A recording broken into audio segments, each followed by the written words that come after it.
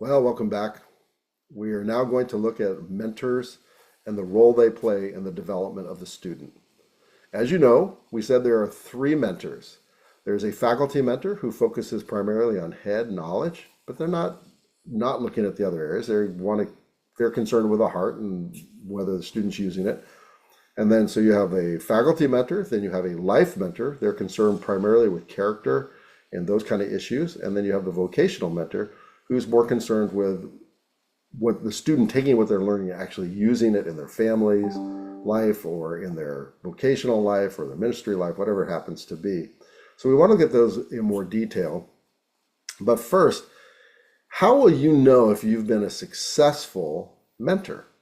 Well, whether you're a faculty mentor or a life mentor or vocational mentor, there's two things that should mark your relationship with your student. One is that you absolutely love them and are committed to them becoming more like Jesus. And the second is that you are 100% available to that student.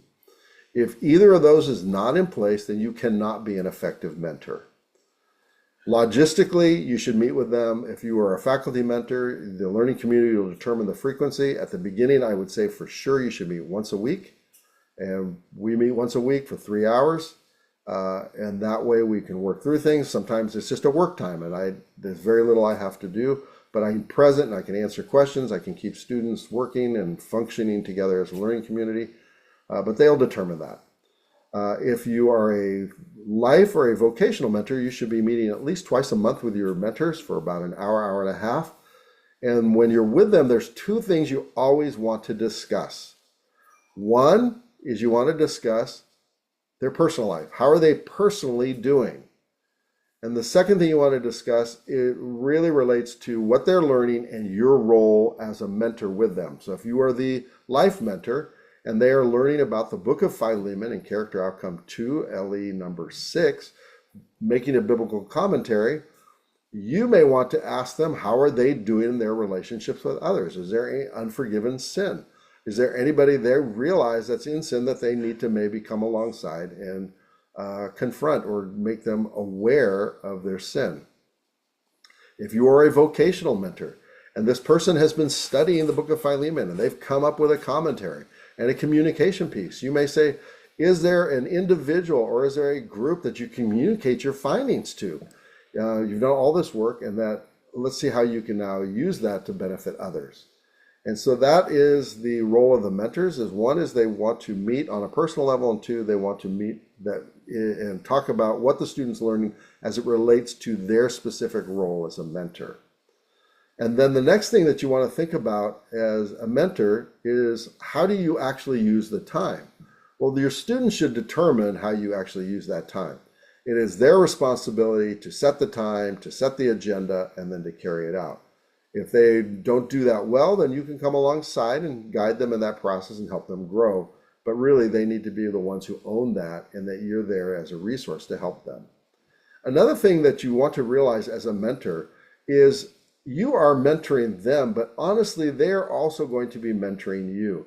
As they're dealing with truths and as they're telling you about those truths and how it's impacting their lives, I can assure you that the Spirit of God will be at work in your own life to take those same truths and to, almost as a mirror, to hold that up to you so you can see things in your own life where maybe you will need to make some changes.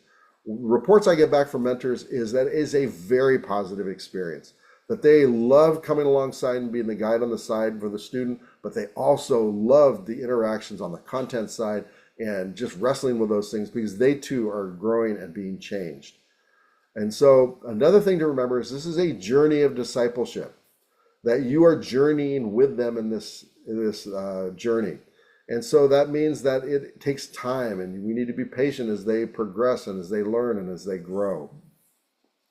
And so the role of a mentor is a critical role in the piece of this whole student's life of their being developed.